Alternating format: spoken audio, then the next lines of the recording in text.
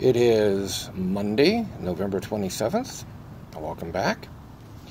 I want to begin by thanking all of those people who have been watching these videos and following me on YouTube. All three of you, or maybe four, for your support. And although it's small, well, everybody's got to start somewhere. It has been suggested by someone whose opinions and recommendations I admire and respect that maybe people just aren't in the mood for petulant history lectures from grumpy old dragons. I suspect that suggestion probably has more merit than maybe I'd be comfortable admitting, but I'm a big boy. I can take it. And on that point, I have decided to embrace a new premise going forward. And that is, rather than give a rather long-winded or even a short, long-winded history lecture on how we all got into this mess politically, maybe I would do better to focus on how do we get out of the political quagmire that we find ourselves in. That being said, I want to say this. I want to focus on the upcoming elections, just under a year from now. The coming campaign is going to be very, shall we say, dynamic, very, shall we say, incendiary, inflammatory, more so than usual. And I want to urge people to pay very close attention to what the candidates are actually saying.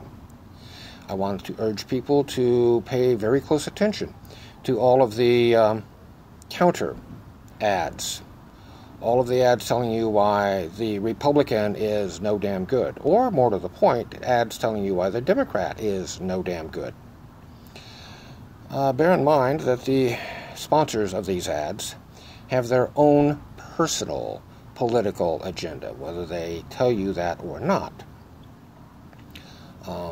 The simple fact is, I wouldn't vote for a Republican because of reasons that I've already outlined previously.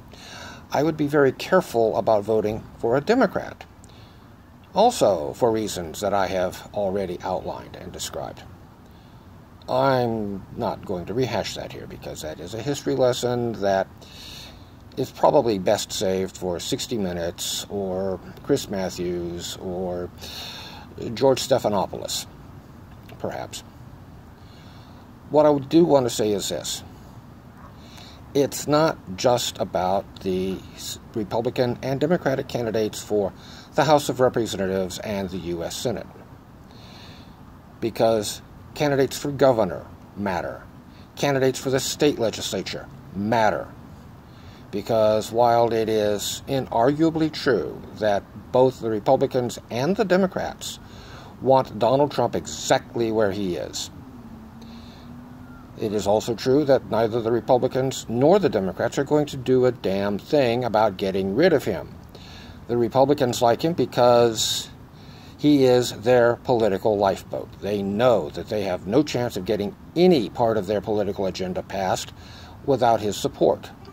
The Democrats like Donald Trump where he is because it gives them an excuse for slacking in the coming election.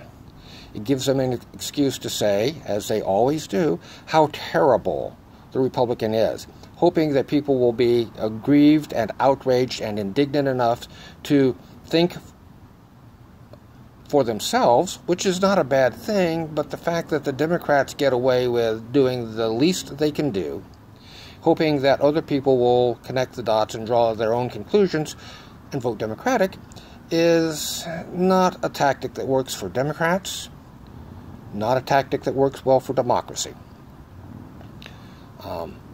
My recommendation to everybody is to, when you have an opportunity to do so, question the Democrats, question the Republicans, question them sternly. Ask the pointed questions, ask the awkward questions, put them on the spot, because that's where they need to be.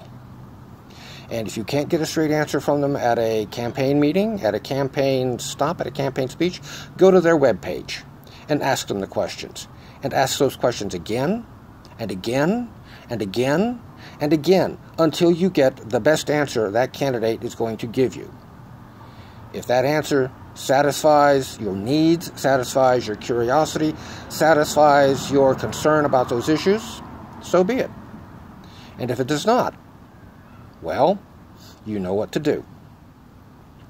I also wanted to say that this coming up election is too important to just blow off.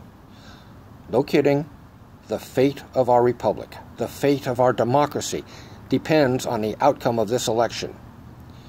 Don't let the Republicans blow smoke past you. Don't let the Democrats tell you that it's all up to you. In point of fact, it is up to you. But given the fact that the Democrats in Congress aren't doing a damn thing right now to advocate our interests, given the fact that the Democrats in Congress are just coasting, doing the least they can do, the occasional statement of public indignation and outrage, that is not getting the job done. You know that, and I know that. And because I feel a certain Dragon Blast urge coming on, I will refrain from that for now and sign off for now, and I'll see you soon.